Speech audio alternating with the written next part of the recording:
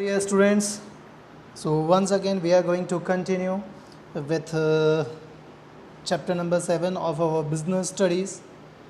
The name of chapter that is of formation of a company, and that is very important chapter because this chapter will help us in the 12th standard as well as because in the 12th standard we have to study company's account and most probably all the theoretical portion that is clearly mentioned in this chapter. So let's start. So before we start this chapter, let's see the contents and the topic which we are going to discuss in this chapter. So the main objectives of this chapter, first we have to specify the important stages in the formation of a company. When you will form your company, what will be the major step that we have to check, and describe the steps involved in each stage of company formation. So at the time of formation of company there are different stages, and that stage we can see here, and it specify the documents to be submitted to the registrar of a company because the definition of company is the registration. Okay, once when you will register your company, any organization in front of the company registrar, then only it can be termed as a company. So here we have to see for the registration of a company what documents we have to submit, and the state the need of certificate of incorporation, what is the importance and needs and use of certificate of incorporation, that we will see here. Okay, so these are the contents of the topics. So let's start our discussion with this. So before we start, first we have to see the introduction part. Now today's, due to the increasing competition and fast changing technological environment, the element of risk is increasing. So as we know now in the present scenario, each and every business organizations are facing lot of problems just because of the financial problems, just because of the technological changes, or just because of the change in the business environment. So in this rapid changing environment, how a business organization can survive, that we can learn here with this chapter. Okay, so we need to decrease or control the business risks. As a result, the company form of organization is being preferred. So that's why, because in the form of company, that risk can be shared in between the multiple persons.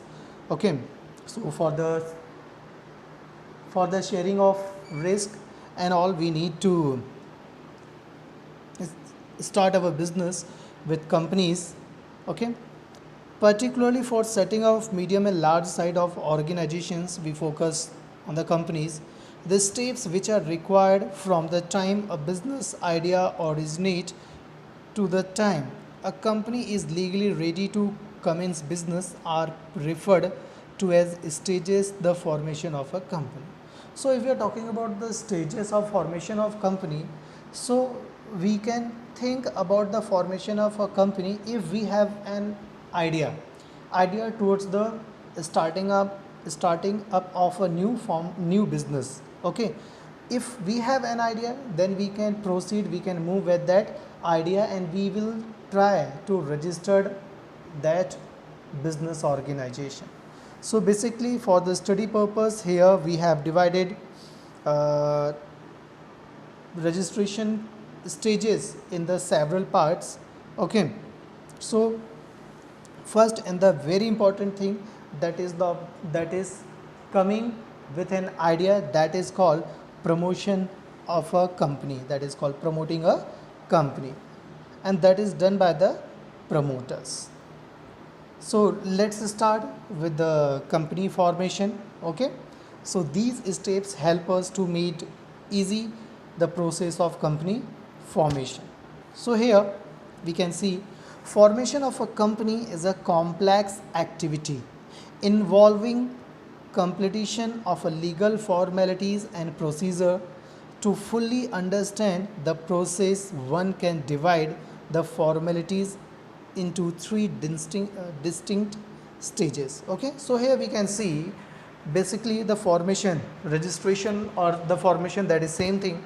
Registration of company, that is a complex activities, because we have to do lot of activities under the formation of company. So basically legally, whenever you will register your company or your organization, it will be considered as formation of a company. So we have three basic stages are there. First is promotion, second is incorporation, and third is subscription of capital. Promotion, it means when a person come with an idea towards any business organization, that is called promotion. So let's start discuss over the term promotion. So we have basically three stages: promotion, incorporation, and subscription of capital. So what is the meaning of promotion of company? So as we know, promotion, that is first stage in the formation of a company, and in the formation stage lot of things, lot of contents are there. So basically it involves conceiving a business idea and taking an initiative. Just we don't have to come with an idea, we have to come with an idea along with the initiative to form a company, so that practical shape can be given to the exploiting the available business opportunities. If a person or a group of person or a company proceeds to form a company, then they are said to be the promoters of the company. In the simple words, we can say a person who come with an idea and who take an initiative to start a form of business organization, they are called promoters. Okay, so they come with an idea as well as they do all the legal formalities and all the initial activities. Then so let's find out the meaning of promoter. A promoter means a person who has been named as such in a prospectus or is identified by the company in the annual return referred to in section 92. So basically all the companies are the companies which are registered according to the Companies Act 1956 or the revised Act 2013. They are called companies. But in the company, who will called promoters? So promoter will be a person whose name will be there in the prospectus or at the annual return. When company will submit their annual return according to section 92, in that they need to mention the name of the promoter. Or who has control over the affairs of the companies directly or indirectly, whether as a shareholders, director or otherwise. Or promoters can be a person who control all the affairs of the company. It may be he can control directly or indirectly as a shareholder, as a director or as otherwise. Okay, at the last, in accordance with whose advice, directions or the instructions the board of directors of the company is accustomed to act, and all the board of directors members and each and every activities will be done by the instruction, by the given consent or instructions of the promoters. So it was the definition of promoters. So who will known as the promoters in any company? So promoters will be the person who come with an idea and who will take the initiative, and whose name will be mentioned in the company's annual reports. Okay, and prospectus, and promoters will control all the activities of the business organization. So next we have, after promoters have to do lot of activities, and in that first promoter have to do the feasibility of the ideas. Whatever ideas he will bring, that is legally or really possible or not, that they need to check. Then the promoters assemble the resources. If the feasibility or that form of the business organization is possible, in that case promoters will arrange or assemble all the resources, and he will prepare all the necessary documents which are required for the registration of company, and he will give a name and perform various other activities to get a company registered and obtain the necessary certificate enabling the companies to commence business. Thus promoters perform various functions to bring a company into the existence. So which type of functions he do, that we are going to discuss in this topic. First, identification of business opportunities. As we have seen, promoters will be the person who will come with an idea. So simply he has to identify that business opportunities where his idea can be functioned. Okay. So let's see the role of promoters in the formation of a company or the formation of a business. So he has to do the feasibility studies. So what is feasibility studies? He need to research something about the market, about the financial expenses, about the designing of product, and all these things comes under the feasibility studies. The promoters undertakes detailed feasibility study to investigate all the aspect of the business they intend to start. Just like once you will start your business organization, you need to know the requirement of finance or the sources of finance, from where you can get your raw material and where you can get the good market, where you can sell your product. So these are the things which with which promoters comes in the field. Okay, and depends upon the nature of the project, which type of business we have planned, accordingly we have to do our feasibility study. The feasibility study may be undertaken with the help of the specialist like engineers, chartered accountants, etc. So when a promoters will come with that idea, he can take the help of a specialized person in their fields. Just like if we are coming with an idea, sir, uh, we will start a business organization in which we will manufacture or we will produce different kind of the things. So we need to do lot of research. What will be the minimum financial requirement, from where we can get raw materials and where we can sell our product. So after the feasibility study, in the feasibility study we have to do technical feasibility, कि जो process हम लोग सोच रहे हैं, whatever we have plan, technically that is possible और not, and what will be the financial feasibility. Just like we know that 75% of earth that is covered with water, but in most of the areas we are still struggling for the fresh water. So what is the reason? Because we have just only 1% fresh water.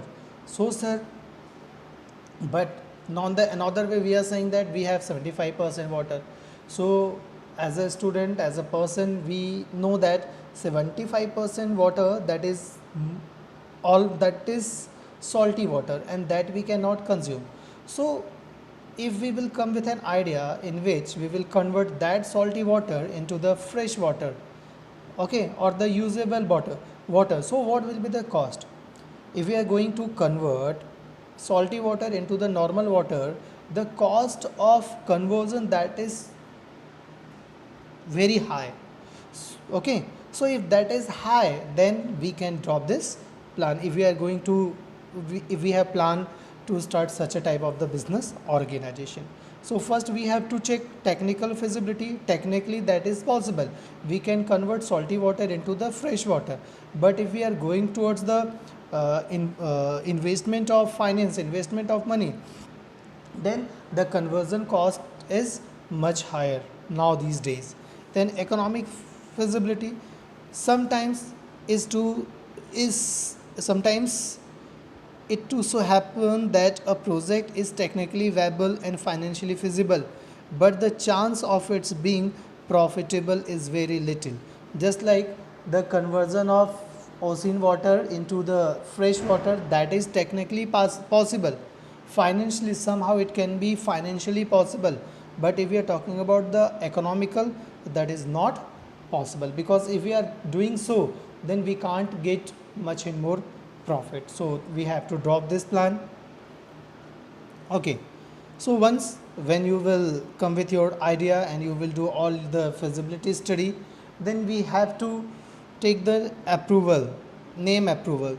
The promoters have to select a name for its organization and submit an application to the registrar of companies of the state. Each and every state have their department where we can do the necessary process regarding the registration of company, in which the registered office of the company is to be situated for its approval. Company exists with the same name or a very similar name is misleading, that we know.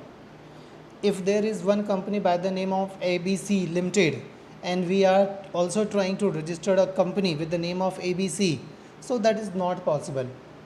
If once a company is registered, then we can't register another company with the same name, or not even with the same name. It should not be the any similarity regarding the names. Okay, in such cases the proposed name is not accepted, but some alternate names may be approved. So whatever names you have given to the company registrar, if any companies already exist with the same name, in that case your company cannot be registered.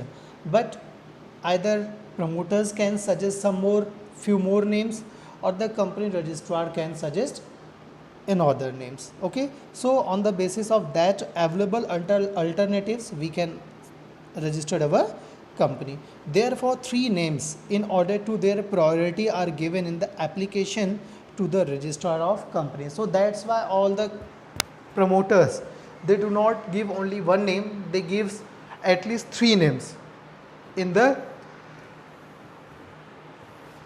sequential order, in that according to their top priorities. Okay, next, so here we have an format here which you can see. Okay, and while preparing any note, you don't have to prepare this format.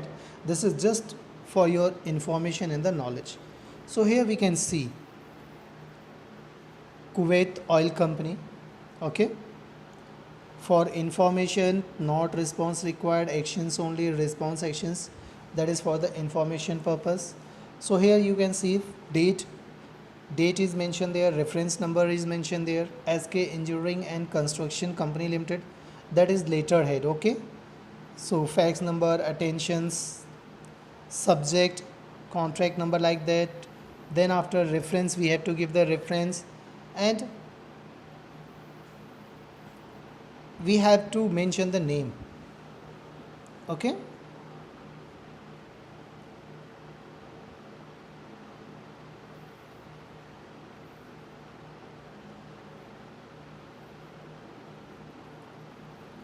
so after the getting name approval, then we have to fixing up signatories to the memorandum of association.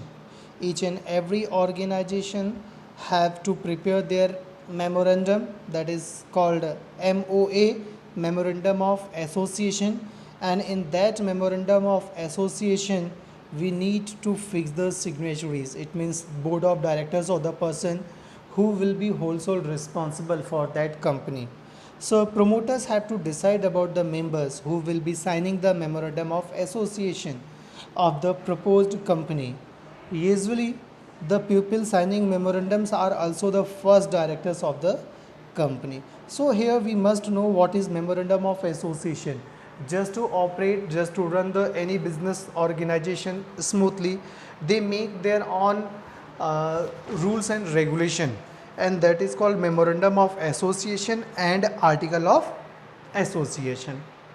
There is difference in between memorandum of association and article of association, that we will discuss in the next period class. So after the fixing up of signatories, it means board of directors, first directors, he need to appoint the professionals.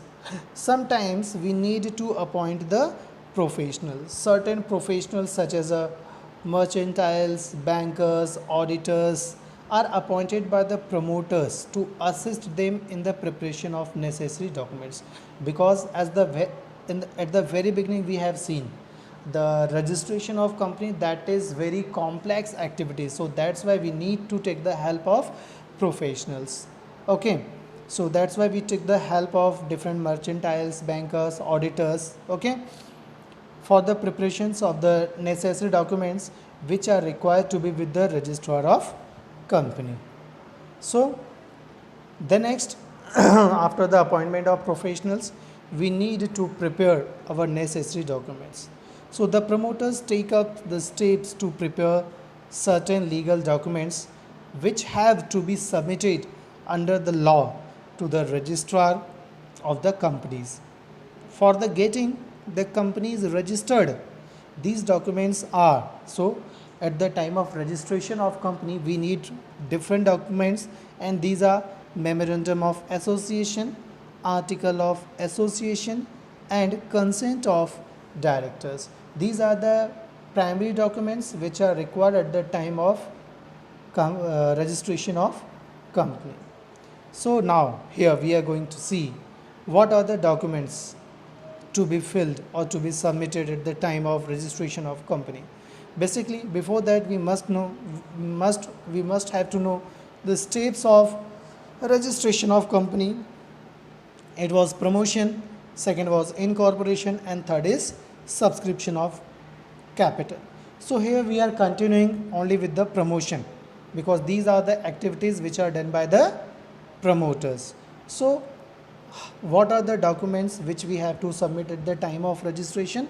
So these are, first, memorandum of association having the name clause, registered office clause, objects clause, liability clause, capital clause. Okay, so in the memorandum of association these 5 clauses are there, and that we are going to discuss in this class. So first, memorandum of association, in short that is called MOA. MOA, that is most important document, as it defines the objectives of the company, because in this documents only we clearly state the objectives of the company. No company can legally undertake or perform any kind of activities which are not contained in its MOA. So at the time of preparation of MOA, companies clearly mention their different activities. Okay, and whatever activities they have mentioned in their MOA, because that is of objectives. Okay, so if that objective is not mentioned in that MOA, then that company can't do that type of activities. As per section 256 of the Companies Act 2013, that is of revised act. So memorandum means the memorandum of association of a company as originally framed or as altered of any previous company law or of this act. Any objectives stated by the business organization according to the Companies Act 2013, or altered or prepared according to the Companies Act 1956. Here they have used previous company law. So previous company law was Companies Act 1956. So here memorandum of association, as we know, memorandum of association, that is primary documents, and in this primary documents all the objectives of business organizations are mentioned.